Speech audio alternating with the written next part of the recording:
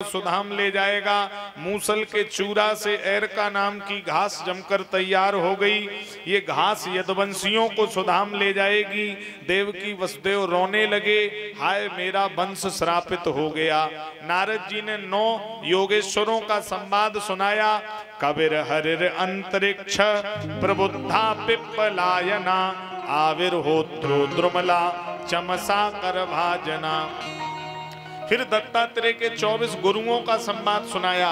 पृथ्वी वायुर आकाशो मापो अग्निश्चंद्रमा रवि। दत्तात्रेय ने 24 गुरु बनाए हैं।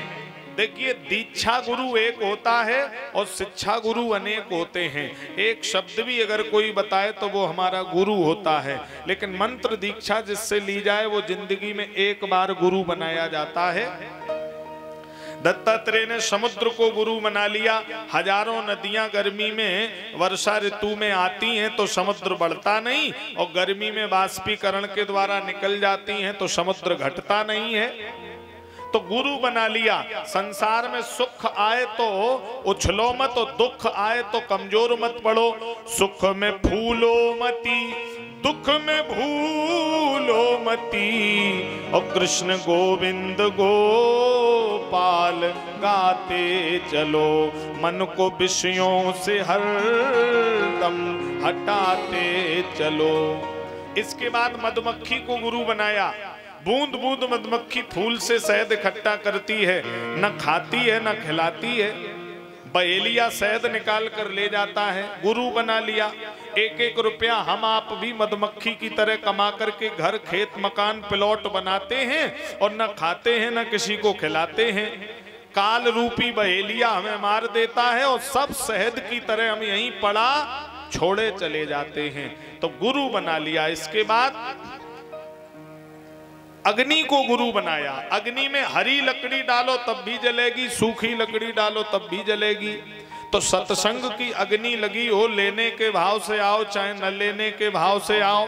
सत्संग में बैठोगे तो सत्संग अपना प्रभाव आपके ऊपर जरूर छोड़ देगा। इसके बाद एक महाराज वैश्या को गुरु बनाया। वैश्या सुबह से शाम सजी धजी बैठी रहती है पर पुरुष के लिए। एक दिन सजी धजी बैठी रही, दरवाजे पर कोई पुरुष नहीं आया। वैश्या को बड़ा बुरा लगा, इतने वर्षों से मैं दुनिया के लिए सज रही पर दुनिया मेरी हुई नहीं। अगर एक बार हम इतने मन से गोविंद के लिए सज लेते तो दुनिया मेरी नहीं हुई, लेकिन वो गोविंद मेरा जरूर हो जाता। तो वैश्या को गुरु बना लिया।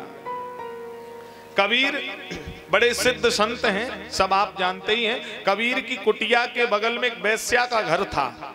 तो वैश्या ने कबीर की कुटिया में आग लगवा दी, और आग लगी तो कबीर कुटिया के बाहर आए और नाचने लगे। लोगों ने कहा, नाच क्यों रहे हो, तुम्हारे घर में आग लग गई।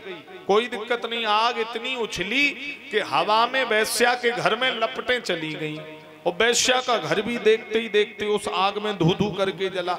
कबीर बोले, इसीलिए नाच रहा था। क्यों? वैश्या के यारों ने मेरा घर जलाया और मेरे यार ने इस वैश्या का घर जला दिया। हिसाब था वो यहाँ बराबर हो गया। इसके बाद एक बच्चे को गुरु बनाया। बच्चे से क्या शिक्षा मिली? मैं एक जगह गया, बालक से कहा, बेटा पिताजी हैं। पिताजी भीतर बैठे थे। बच्चे ने कहा, पापा वो आचार्य राम जी महाराज आए हैं जो सैफई में कथा कह रहे। पिताजी बोले, उनका तो दिमाग खराब है, गीता ज्ञान भागवत कह दो घर पे नहीं है पिताजी, कह दो। तो लड़का बाहर आया, वो हमसे बोला कि महाराज जी पापा ने ये कही कि कह दो पापा घर पे हैं नहीं। तो बताओ बच्चे की कोई गलती है क्या? वो तो कुआं है, उसमें जैसी आवाज डालोगे वो वैसी आवाज उस कुआं में सुनाई देगी महाराज। तो महाराज कुएं में जैसी आवाज डालोगे वैसी सुनाई देगी। सुल्ताना डाकू को जब फांसी की सजा हुई तो पूछा, तेरी अंतिम इच्छा क्या है? सुल्ताना ने कहा, मैं माँ से मिलना चाहता हूँ। माँ बुलाई तो नाक काट ली।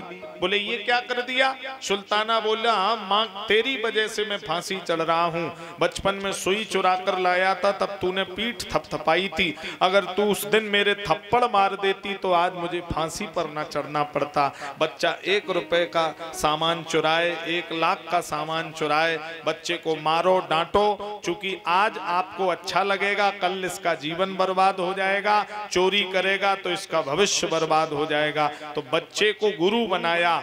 इसके बाद 24 गुरुओं का मार्मिक संवाद यदुवंशियों ने आपस में मदरापान की, लड़ भिड़कर समाप्त। एरका नाम की घास को उखाड़ उखाड़ के मारी है।